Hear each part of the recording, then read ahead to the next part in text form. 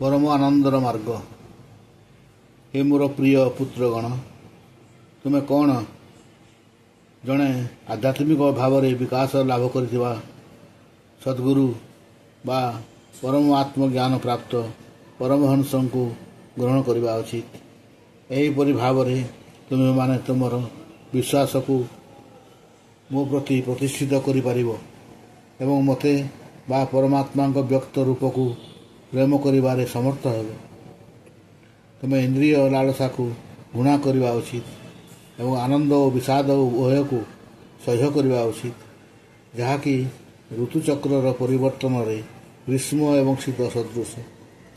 जीवसत्तार दुर्दशामय अवस्था को अनुभव करिबार चेष्टा कर। जो माने उच्चतर पार्थिव व्यवस्था मध्य दुख प्रपीड़ित दर्शन तत्व आधार रे सत्यर संधान कर। तापरे दिव्य प्रेममय सेवा पाई समस्त प्रकार त्याग तपस्या आचरण कर एवं संन्यास ग्रहण कर। इंद्रिय सुख निमित्त समस्त उद्यम परित्याग कर एवं भगवान सेवारे निजको नियोजित कर। परमात्मा नाम कीर्तन एवं आलोचना को श्रवण कर एवं सदासर्वदा भक्तजन संग लाभ कर। परमात्मा नाम आवृत्ति कर एवं गुण कीर्तन कर एवं समस्त को एकक आध्यात्मिक स्थिति रे समभाव दर्शन कर। शत्रुता परिहार कर एवं क्रोध और विलाप को पराभूत कर। शरीर एवं गृह सहित निजर परिचय को परित्याग कर एवं प्रकाश्य धर्मग्रंथर अध्ययन कर।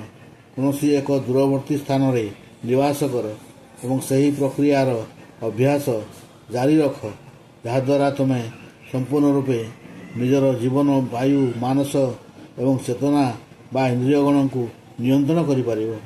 प्रकाश्य धर्मग्रंथ वैदिक साहित्य उपरे पूर्ण विश्वास रख एवं सर्वदा ब्रह्मचर्य आचरण कर। निजस्व परामर्शित कर्म साधन कर एवं अनावश्यक वार्तालाप निवृत्त रुह। सर्वदा परमात्मा संपर्क रे चिंता करी उचित उत्सरु ज्ञान आहरण कर। धैर्य एवं उत्साहर सहित यही भक्ति योग आचरण कले तुमठारे ज्ञानर प्रकाश घटिबो एवं मिथ्या अहंकार को त्याग करिबारे तुम्हें सक्षम हेब।